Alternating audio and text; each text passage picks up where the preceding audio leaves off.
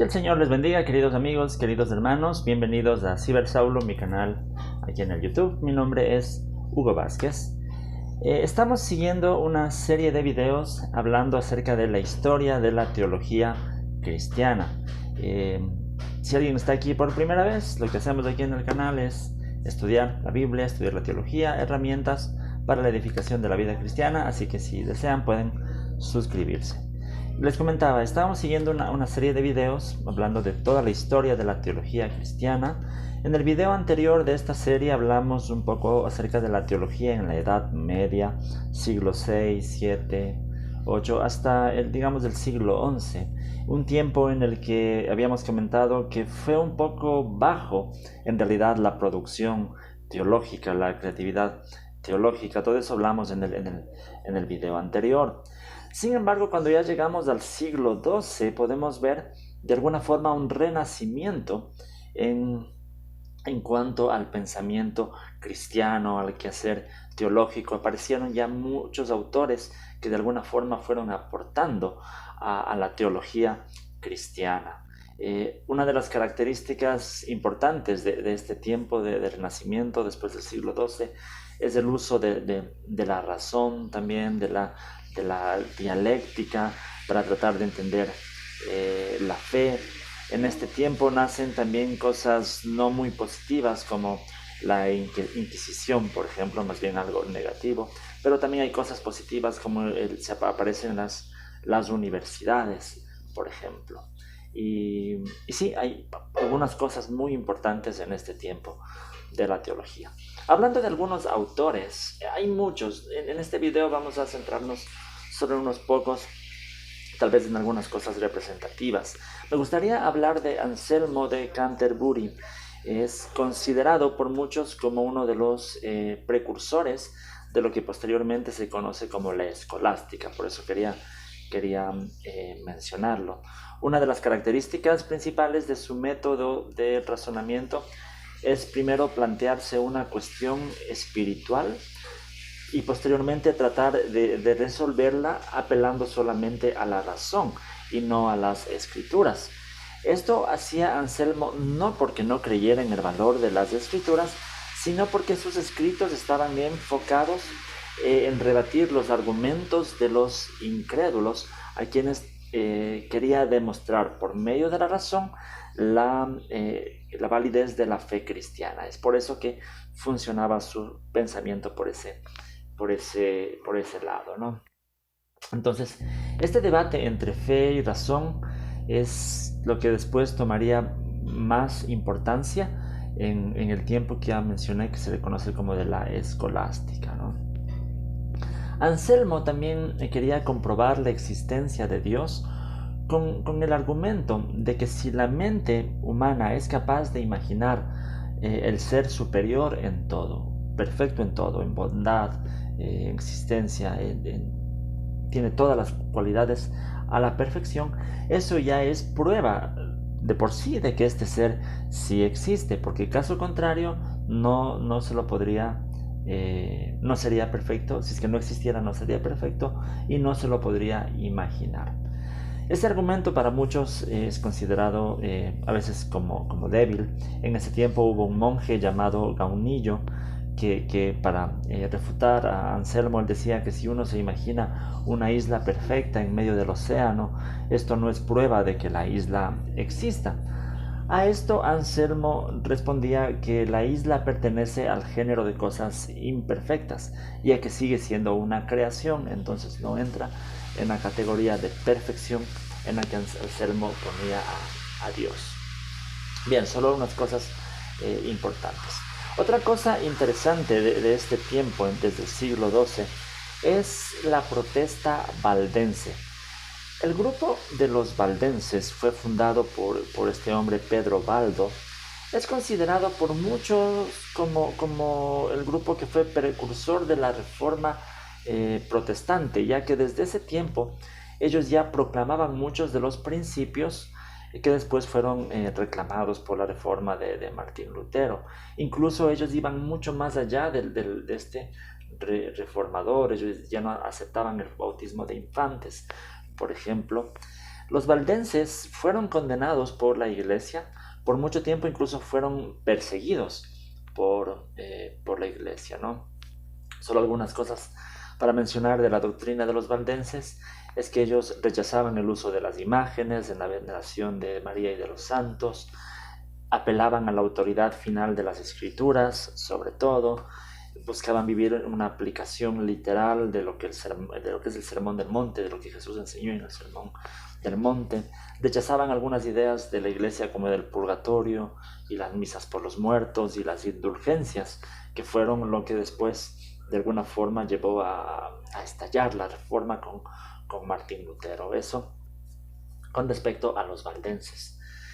Una cosa que, como había dicho, que es negativa de ese tiempo es que aparece la institución de la Inquisición, ¿no?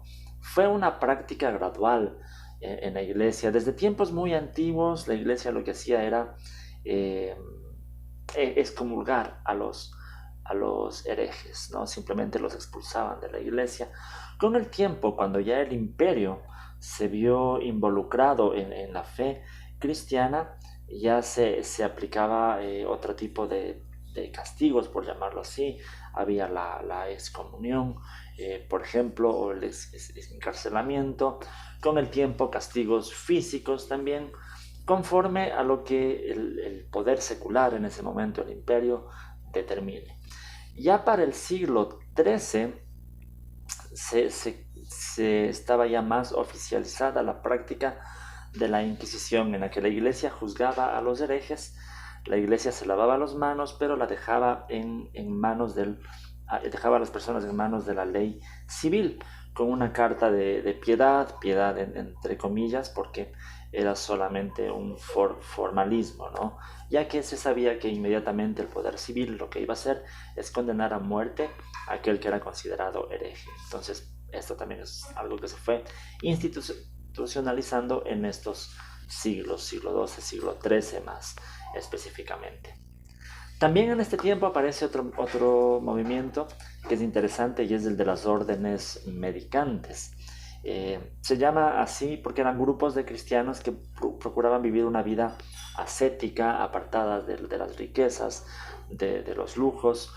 Esto llevó a algunos debates con el Vaticano, ya que a veces se los relacionaba con los valdenses, de quienes comentamos anteriormente, pero al final el Vaticano aprobó a muchos de estos grupos.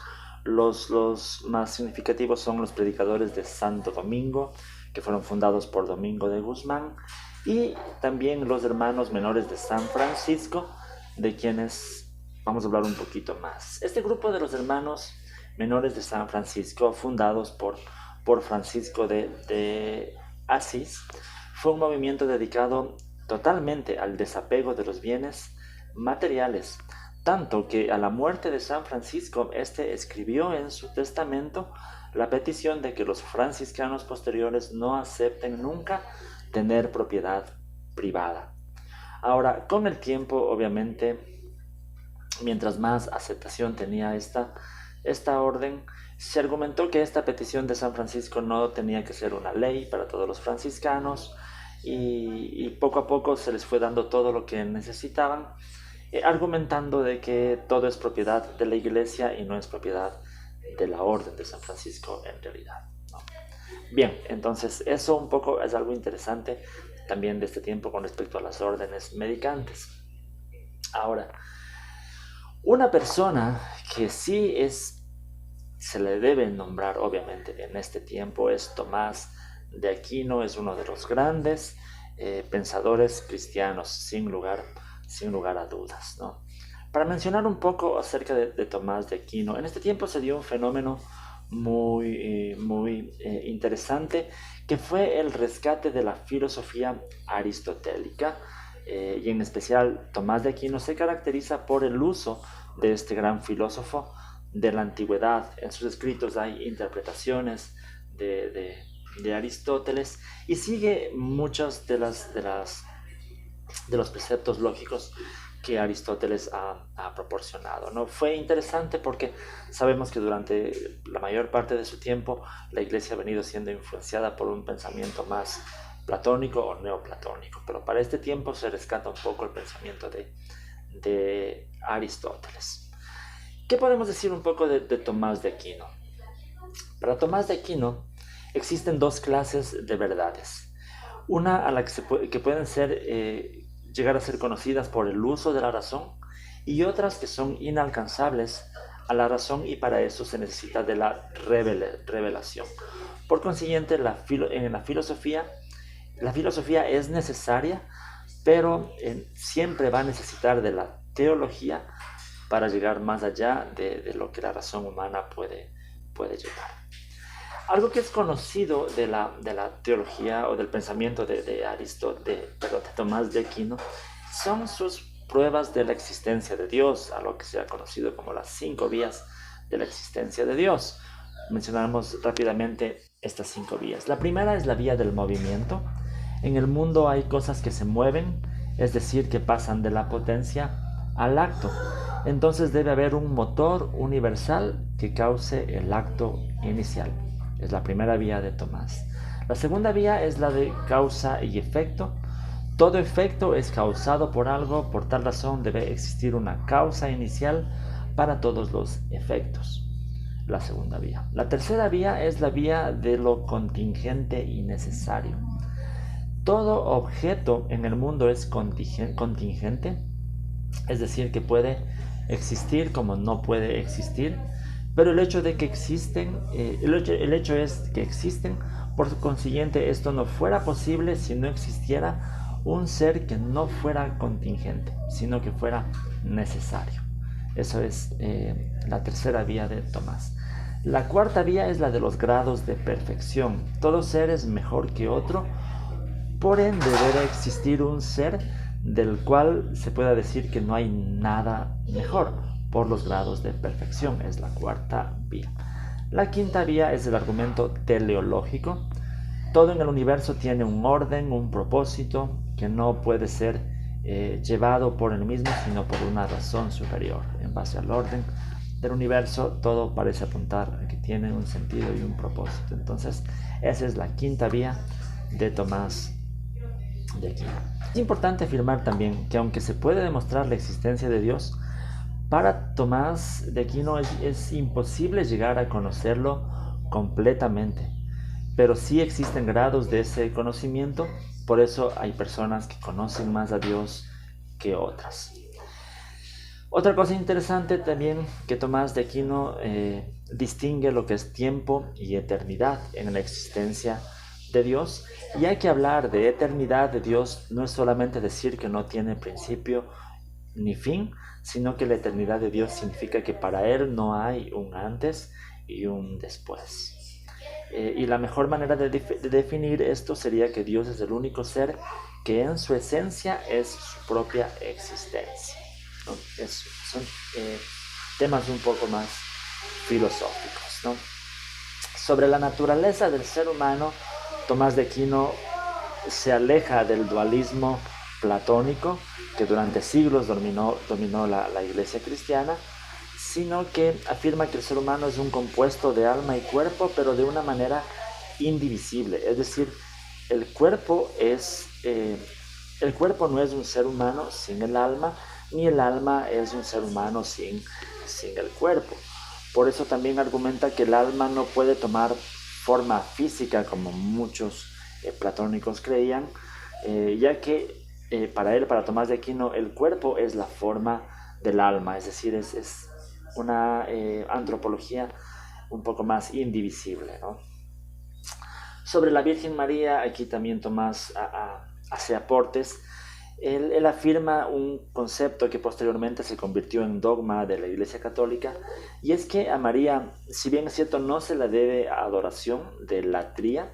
En videos anteriores habíamos mencionado sobre estos términos de latría, sino que se le merece una veneración de dulía, pero la veneración de María tiene que ser más alta que de las imágenes y de los santos, y por eso se conoce como hiperdulía, ¿no? Es un concepto que después en la Iglesia Católica hasta hoy se lo afirma. Ahora, contrario a lo que posteriormente afirmó la Iglesia oficial, Santo Tomás no creía que María no heredó el pecado original, sino que afirmaba que la misma salvación de María también fue por el sacrificio de Cristo en la cruz. Sobre los sacramentos, para Santo Tomás los sacramentos son 7, como ya se aceptaba de alguna forma en la Iglesia tradicional, y tienen el poder de infundir lo divino en el creyente. Con respecto a la comunión, Santo Tomás aceptaba lo que se oficializó en el Cuarto Concilio de Letrán y afirmaba que en el pan, la sustancia del pan es cambiada por la sustancia del cuerpo de Cristo, conservando los accidentes del pan, y lo mismo pasa con el vino, ¿no? Esta es la doctrina que en la Iglesia Católica se conoce como la transubstanciación. Eso, solo por mencionar algunas cosas principales del pensamiento de Santo Tomás, que sabemos que es muy amplio, ¿no? Con toda su suma teológica, suma contra los gentiles y infinidad de obras que Santo Tomás, de cosas que más Santo Tomás ha escrito. Entonces, eso es importante rescatar de este tiempo. Ahora, todo este despertar teológico y en el pensamiento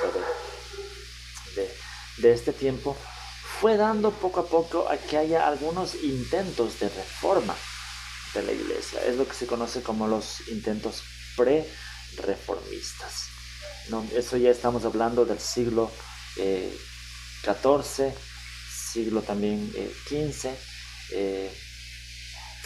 después de Cristo, ¿no? Y específicamente quisiera mencionar a dos. Juan Wycliffe es uno, fue un gran pensador que se dedicó su vida a atacar algunas doctrinas de la Iglesia oficial.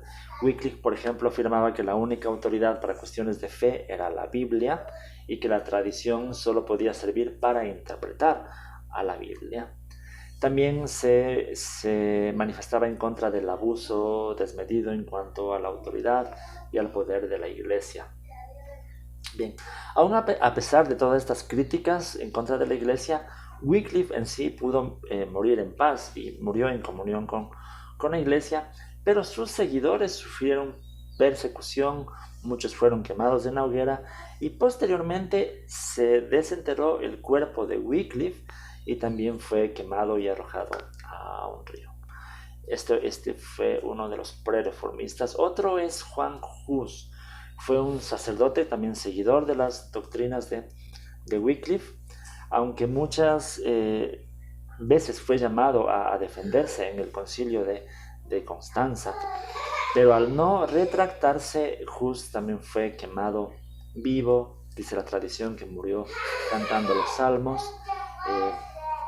Hice hace unos años también en el canal un video sobre Juan Hus, les voy a dejar por aquí una tarjetita, ¿no? Y los seguidores de Juan Hus continuaron hasta el siglo XV, en donde posiblemente se unieron, muchos creen, con los valdenses, que también continuaban a ese tiempo, y probablemente después adoptaron las doctrinas de la Iglesia protestante, ¿no? Incluso la muerte de Juan Hus fue exactamente 100 años antes de la reforma protestante con Martín Lutero. Entonces estos fueron algunas cosas importantes también de estos siglos. Entonces, solamente para concluir un poquito, podemos ver que al finalizar la Edad Media hubo un resurgir del pensamiento cristiano. Por ende, estos cuestionamientos a los postulados de la Iglesia Católica, todo eso fue dando el ambiente necesario para que se desarrollara posteriormente el renacimiento con la reforma protestante, que es de lo que vamos a hablar en el próximo video más a fondo de lo que fue la reforma protestante. Hasta aquí solamente un pequeño resumen de lo que ha sido la teología en los siglos XII, XIII, XIV y también inicios del XV. Y hay muchos autores, muchas cosas por decir, pero ahí les dejo la inquietud para que cada uno pueda consultar más por su cuenta. Bien, yo les agradezco por seguir esta serie de videos también. Y Si es primera vez que están aquí, suscríbanse al canal. También tenemos reflexiones de Biblia, teología y más cosas que pueden ser interesantes y de valor para la vida cristiana. Yo les agradezco. Síganme en las redes sociales como Cibersaulo en todas las redes sociales, o como Todoteos también en el ministerio. Sigan la página web todoteos.com. Sigan el podcast en Spotify también. Todos estos videos van a estar en podcast en Spotify también. Pueden escuchar. Bien, les agradezco. Este tiempo les dejo como siempre aquí unos 2 videos que les pueden gustar. El enlace para que se suscriban al canal. Y conmigo eso es todo. Que el Señor les bendiga.